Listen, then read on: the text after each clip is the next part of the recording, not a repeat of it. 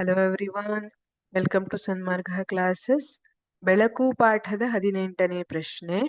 ದರ್ಪಣ ಅಥವಾ ಕನ್ನಡಿ ಎಂದರೇನು? ಬಹಳ ಸುಲಭದ ಪ್ರಶ್ನೆ. ನಾವು ದಿನ ಬೆಳಗ್ಗೆ ಸ್ಕೂಲಿಗೆ ಬರೋದಕ್ಕಿಂತ ಮುಂಚೆ ನೋಡ್ಕೊಂಡು ಬರೋದೇ ಕನ್ನಡಿ, ಹೌದಾ? ಹಾಗಿದ್ರೆ ಕನ್ನಡಿಯ ಡೆಫಿನೇಷನ್ ಏನ್ ಹೇಳ್ತೀವಿ? ಒಂದು ಬದಿಯಲ್ಲಿ ಹೊಳೆಯುವ ಮೇಲ್ಮೈ ಹೊಂದಿದ್ದು ಬೆಳಕನ್ನು ಪ್ರತಿಬಿಂಬ ಉಂಟು ಮಾಡುವ ಗಾಜಿನ ಫಲಕಕ್ಕೆ ದರ್ಪಣ ಎನ್ನುವರು.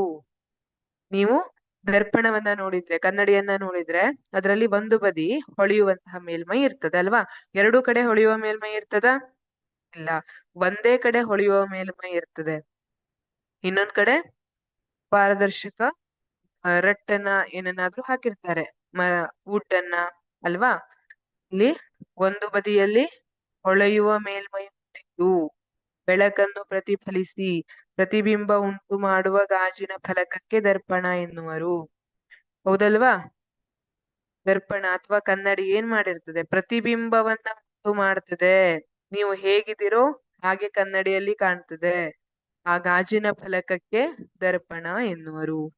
ಎಲ್ಲ ಗಾಜು ದರ್ಪಣವಾಗೋದಿಲ್ಲ ಅಲ್ವಾ? ನೀವು ಗಾಜಿನ ಲೋಟವನ್ನ ತಗೊಂಡ್ರೆ ಅದರಲ್ಲಿ ನಿಮಗೆ ನಿಮ್ಮ ಪ್ರತಿಬಿಂಬ ಕಾಣೋದಿಲ್ಲ, ಆದ್ರೆ ಕನ್ನಡಿಯಲ್ಲಿ ಕಾಣ್ತದೆ. ಅದರ ಒಂದು ಮೇಲ್ಮೈ ಹೊಳೆಯುವ ಮೇಲ್ಮೈ ಆಗಿದೆ, ಹಿಂದೇನಿದೆ ಅದಕ್ಕೆ ಬೇರೆ ಲೇಪನವನ್ನ ಮಾಡಿರ್ತಾರೆ.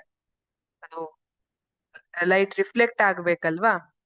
ಈಗ ಬಿದ್ದಿರುವಂತಹ ಲೈಟ್ ರಿಫ್ಲೆಕ್ಟ್ ಆಗ್ಬೇಕನ್ನುವಂತ ಕಾರಣಕ್ಕೆ, ಪ್ರತಿಫಲಿಸಬೇಕು ಅನ್ನುವಂತಹ ಕಾರಣಕ್ಕಾಗಿ ಹಿಂದ್ಗಡೆ ಒಂದು ಲೇಪನವನ್ನ ಮಾಡಿರ್ತಾರೆ. ಅದ್ರ ಮೇಲೆ ವುಡ್ ಅಥವಾ ರಟ್ಟನ್ನ ಏನನ್ನಾದ್ರೂ ಹಾಕಿರ್ತಾರೆ. ಅದು ಕನ್ನಡಿ. ಇಲ್ಲೇನಾಗುತ್ತೆ? ಬೆಳಕು ಕನ್ನಡಿಯ ಮೇಲೆ ಬಿದ್ದಾಗ ಪ್ರತಿಫಲಿಸುತ್ತೆ. ಕನ್ನಡಿ ಒಂದು ಮೇಲ್ಮೈ ಆಗಿರುವುದರಿಂದ ಬೆಳಕು ಕನ್ನಡಿಯ ಮೇಲೆ ಬಿದ್ದ ಬೆಳಕು ಪ್ರತಿಫಲಿಸುತ್ತೆ. ಹಾಗಾಗಿ ನಮಗೆ ಪ್ರತಿಬಿಂಬ.